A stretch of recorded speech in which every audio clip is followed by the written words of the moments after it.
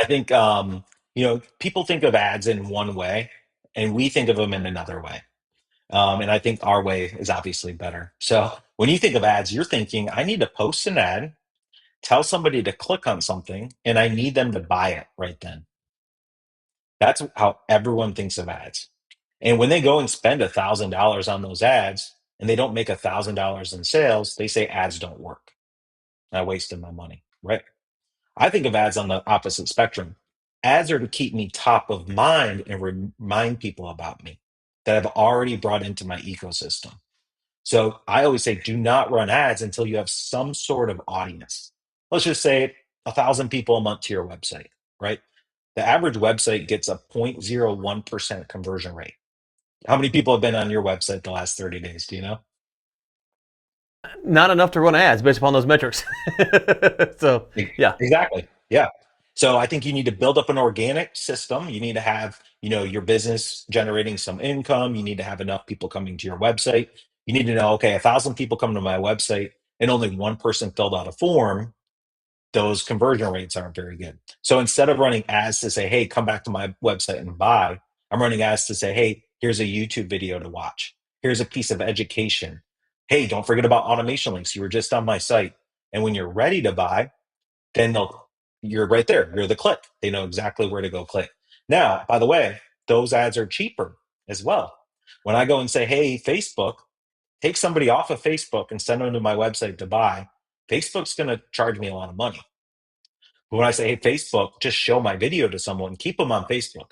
Just remind them of my company over and over and over. They can stay on Facebook all they want. Those are pennies per click. And they're going to remember to hire me when they're finally ready. Yeah, two things stand out there. When I was doing a bunch of lead gen work for people, I used to tell them that sales is the right offer to the right prospect at the right time. And if you're top of mind all of the time, you have the chance of being the right time, right? So you got to nail the ICP, you got to nail the offer, but you got to stay front of mind because people will just forget about you. I would be retired now if everyone who told me, oh, if I just oh man, I forgot that you existed 2 weeks ago, 2 days ago. The day after we talked, someone else called. I'd be retired. That's just how it goes. So you got to get Exactly. the ICP and the offer, and then staying top of mind is there. And the other thing is, you mentioned the conversion rate. I had a client one time, and they focused on conversion rate optimization for companies. And I can't remember the number now, but she told me unless your website has I can't remember the traffic. It was significant traffic. It really doesn't matter as much as people might think it does because, if you get one click or 2 clicks, okay, cool. But you have to have a ton of traffic to really start worrying about conversion rate optimization. Otherwise, you spend a lot of time focusing on those 1,000 people going from one buyer to two. It's like, okay, you doubled your buyers, I get it, but really you need the traffic just to increase. And that goes to a debate that I'm curious your thoughts on about. Some people preach go viral, get a bunch of people in, and then they go through the funnel. Some people say no, hammer your niche, and then your niche will produce a better audience. And so then when they're ready to buy, they think of you. So where do you land on that debate? So it goes right back to the educator versus the entertainer. Less is more. And you don't have to. I feel like going viral would hurt me. I actually had a Twitter post go viral and hardly made any sales from it. A couple sales. But that's another thing. A lot of people go viral, they get them to where they want them to go, but they don't have that follow up in place to remind them to come back. So they lost all that traction from going viral. What I want is 100 people to see me or my company, learn something from me. And then next time they log in, they see me again, learn something. And then a week from then, see me, learn something. And then in a month, they're like, oh, I got a guy that does that. Right. And I mean, you have to imagine everyone that hears about you for the first time is probably in their car, sitting at a red light on their phone. The light turned green and they leave and they never remember you again. And that's Yep. where I really feel like you don't need a big budget for ads. You need a small budget just to remind people about you. $5 a day just to stay top of mind. And that's when Mm. the sales really start coming in. And the other thing I think that maybe owners, if they haven't done a lot of content, don't realize is that like right now I'm using Ecamm to record this software.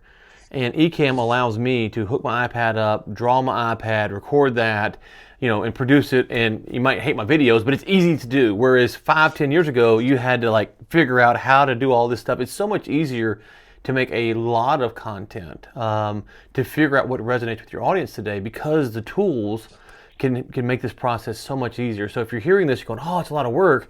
I'm not saying it's no work, but it is easier than it was just a handful of years ago. And that kind of gets lost too, because right now people are saying, "Well, it's all AI slop." It's like, well, if you want to be a human and do the work, it's actually so easier than it was, and AI can help you in certain ways. And you mentioned ChatGPT. And so obviously that's probably the, right now, almost like Kleenex is the word for tissue, ChatGPT is the word for AI. I don't know if that will last or not. Ryan Dozier came on. He thinks Gemini is going to be the big winner, but and I think there's some reasons for that. But ChatGPT owns the marketing space for that. So ranking in ChatGPT can really help you. And I've noticed that if I ask ChatGPT something and it gives me a video of someone or a blog of someone, I kind of assume, like with Google, that it's the best just because ChatGPT told me. I don't have a reason for that. It's just ChatGPT said. So how do you rank for that? How do you get into their ecosystem so that when someone searches or types up a prompt for you, for your service, that you appear there? And if you guys stick with us a little bit longer, we're going to be talking about something crazy about ChatGPT coming up. Um, I personally think this is good news for businesses that don't want the personal brand and don't want to get on video. I've talked to so many people. Yeah, you do all these YouTube videos, Brad. You have time for that. I don't have time for that. I just knew I had to make time for that, right? But with ChatGPT is you don't have to make videos. You don't have to be dancing on TikTok. You don't have to use AI and write your thoughts out for this huge article on LinkedIn anymore. You just have to take the right steps to build authority with your brand, not your personal brand. So I think ChatGPT is going to be the easiest for a business to conquer if they start now and do it right, because they don't have to do all this video content anymore. They don't have to make all these crazy social media posts. They don't have to take all this time. They just need to build the authentic content, which I'll talk about next. Yeah. And before we And get into that, yeah, before we get into that, I want to press it on the ads just a little bit more, because we were talking offline. Um, Someone was telling Roberto Blake, who I got some YouTube advice from, and part of the advice he was telling me about at the end of our conversation was YouTube ads. And what he told me really blew my mind, because I was like, oh, and I didn't pay him for that. He was telling me about that, and I was like, I'm going to come back to you to understand YouTube ads, because if I understand correctly, and you tell me if I'm wrong, when you watch a YouTube ad, I guess it's a certain percentage of time they have to watch before YouTube charges you, which means, if I understand correctly, that you could run a bad ad, for lack of a better term, and you're not being charged, but you are staying top of mind. Obviously, a great ad is going to cost you more because people will watch it, but you talk about staying top of mind. Is there a way to play that YouTube game to where you don't make the best ad ever, but you're there all the time? Because I see a lot of bad ads on YouTube. I'm like, how are these companies making money off of these stupid ads? These are terrible. So, did I understand correctly? Is that a play for owners to make? that's a play. And I love YouTube. That's where I get my best leads from YouTube. And the same thing is you have to think about it as I'm not using YouTube ads to show a picture and get them to click and buy from me. What I'm saying is the targeting here, Ryan, is insane. If someone visits my website, they watch another one of my YouTube videos. I could even set it up so if they watch your videos, they'll see mine next. So as an example, if somebody watches an Alex Hermosi YouTube video, I'm recommended as on the side. And I'm purposely can pay to be there. And I only get charged if they click and watch my video. And I'm not even making YouTube videos for the ads. I'm just showing my normal videos so they keep learning from me. So now you're getting super targeted traffic, people that have been on your website, people that are searching for your competitors and watching their videos.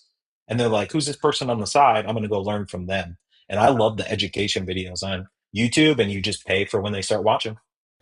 Well, and if we go back to what I was saying about right offer, right prospect, right time. So if you understand the prospect, you understand your offer, you don't know when the time is. But I've told people this before. When you go buy a cell phone, it's not that the people in the cell phone store are the world's greatest salespeople. It's the right time. Yeah. You need a phone, or you want a phone, and they say, okay, here's your options. What do you want to go with? And you're like, well, maybe this. Well, and they kind of help you navigate the process, but the selling's already done. Yep. And part of this educational content is the selling is actually already done. You just don't know where the time comes in. And I hear a lot of talk about test your offer to see if it actually the market actually wants it or not. And what I always push back on that is most people don't really test the offer to enough people, right? Yeah. Because you could test a new car to 100 people and people go, I don't want a new car. You think new cars are out. Okay, well, if Yeah. you test it to the entire U.S., you're going to find the true total addressable market for that. But we don't have the budget for that. So we're trying to balance between how many people need to see our offer, when do they want to buy it, and we don't know that information. And so tricks like this, or what I say tricks, but tactics like this Yep. are ways in which we can get in front of our ICP not knowing when they need us. It's like I help people get their business ready to sell. I don't know when they want that service. I know the day one founder probably ain't going to hire me, right? But that doesn't mean the 65-year-old owner is ready to do it either. I don't know. One of my clients right now is 45 years old, right? So you just don't know when people are in that mindset and when they're ready to position themselves. And so it's about time, a lot of this. And so the more places you can be in front of people to be for them to be reminded of you, your odds go up dramatically. This is my best one. You ready? Brad, I've watched about 6 to 8 of your YouTube videos. I'm ready to get signed up. And you're going to start getting this. Brian, I've watched 4, 5, 6 of your exit led YouTube podcast. I think you're the person I should hire for this.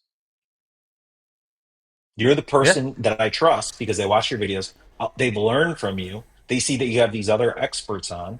They've watched more than 4 or 5 videos. And in a year from now, when they're ready to sell, as long as they keep seeing your YouTube videos show Yep. up when they log in, like, hey, you're the person. And they just don't think of anyone else. They just think of you because you Yep. showed up. It's the same thing with remember when back in the day you had to take a prospect golfing or bring their Oh yeah. secretary Yeah. donuts Yeah. every week, Yeah. Yep. Yep. the 7 calls as the follow up?